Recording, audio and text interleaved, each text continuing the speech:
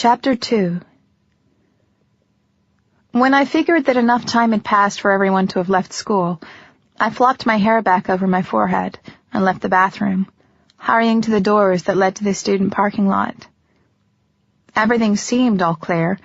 There was just some random kid wearing those seriously unattractive gang wannabe baggy pants, cutting across the far end of the lot. Keeping his pants from falling down as he walked was taking all his concentration. He wouldn't even notice me. I gritted my teeth against the throbbing pain in my head and bolted out the door, heading straight for my little bug. The moment I stepped outside, the sun began to batter me. I mean, it wasn't a particularly sunny day. There was plenty of those big, puffy clouds that looked so pretty in pictures floating around the sky, semi-blocking the sun. But that didn't matter. I had to squint my eyes painfully and hold my hand up as a make-believe sunblock against even that intermittent light. I guess it was because I was focusing so hard on the pain the ordinary sunlight was causing me that I didn't notice the truck until it squealed to a stop in front of me. "Hey, Zoe, didn't you get my message?" Oh, crap. It was Heath. I glanced up, looking at him from between my fingers, like I was watching one of those stupid slasher movies. He was sitting on the open tailgate of his friend Dustin's pickup truck. Over his shoulder I could see into the cab of the truck, where Dustin and his brother Drew were doing what they were usually doing, wrestling around and arguing over God only knows what stupid boy thing. Thankfully, they were ignoring me. I glanced back at Heath and sighed. He had a beer in his hand and a goofy grin on his face. Momentarily forgetting that I'd just been marked and was destined to become an outcast, blood-sucking monster, I scowled at Heath. "You're drinking at school. You crazy?" His little boy grin got bigger. "Yes, I am crazy. 'Bout you, baby." I shook my head while I turned my back to him, opening the creaky door to my bug and shoving my books and backpack into the passenger seat. "Why aren't you guys at football practice?" I said, still keeping my face angled away from him.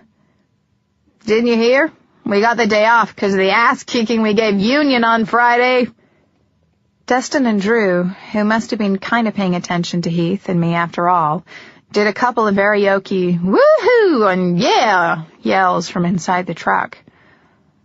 No, I must have missed the announcement.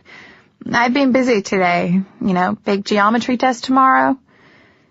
I tried to sound normal and nonchalant.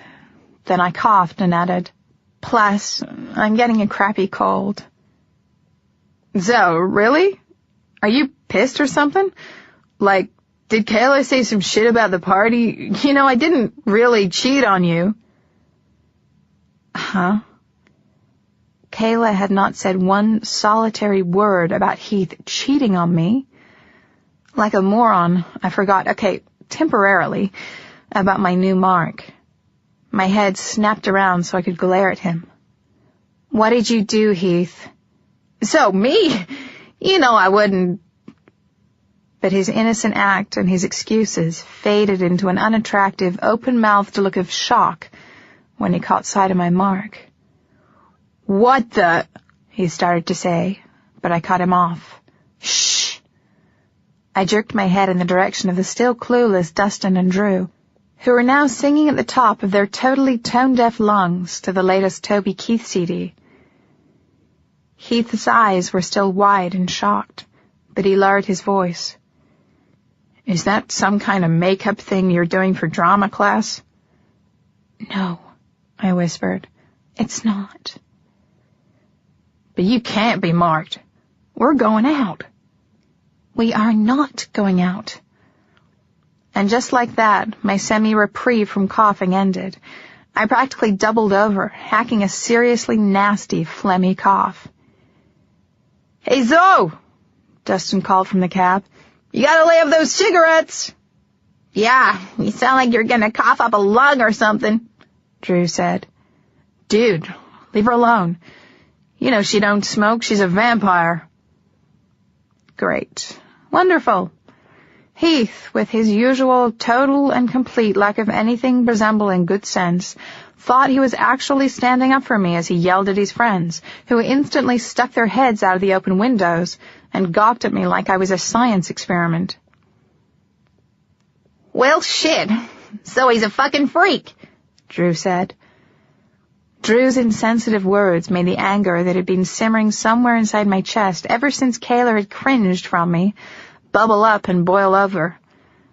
Ignoring the pain the sun caused me, I stared straight at Drew, meeting his eyes. "Shut the hell up. I've had a really bad day, and I do not need this crap from you." I paused to look from the now wide-eyed and silent Drew to Dustin and added, "Or you." And as I kept eye contact with Dustin, I realized something. Something that shocked and weirdly excited me. Dustin looked scared. Really scared. I glared back at Drew. He looked scared too. Then I felt it. A tingling sensation that crawled over my skin and made my new mark burn. Power. I felt power. "So? What the fuck?" Heath's voice broke my attention and pulled my gaze from the brothers. "We're out of here," Dustin said, throwing the truck into gear and stepping on the gas. The pickup lurched forward, causing Heath to lose his balance and slide with a windmill of arms and flying beer onto the blacktop of the parking lot. Automatically, I rushed forward. "Are you okay?" Heath was on his hands and knees, and I bent down to help pull him to his feet. Then I smelled it. Something smelled amazing, hot and sweet and delicious. Was Heath wearing new cologne? One of those weird pheromone things that are supposed to attract women like a big genetically engineered bug zapper?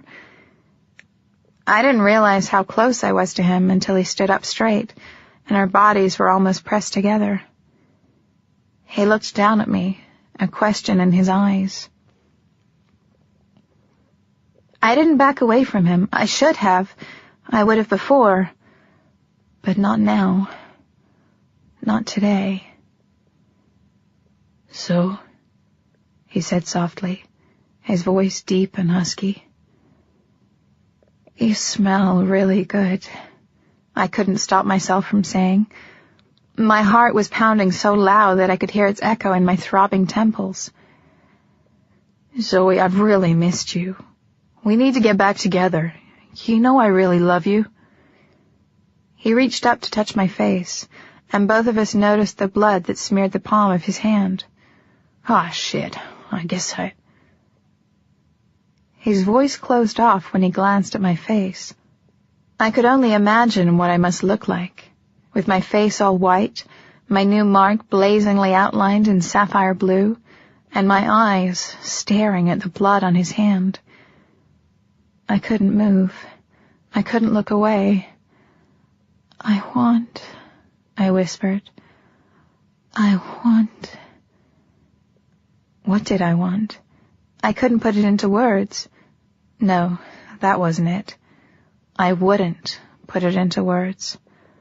Wouldn't say aloud the overwhelming surge of white-hot desire that was trying to drown me. And it wasn't because Heath was standing so near. He'd been close to me before. Hell, we'd been making out for a year. But he'd never made me feel like this. Nothing ever like this. I bit my lip and moaned. The pickup truck squealed to a halt, fishtailing beside us. Drew jumped out and grabbed Heath around the waist and jerked him backward into the cab of the truck.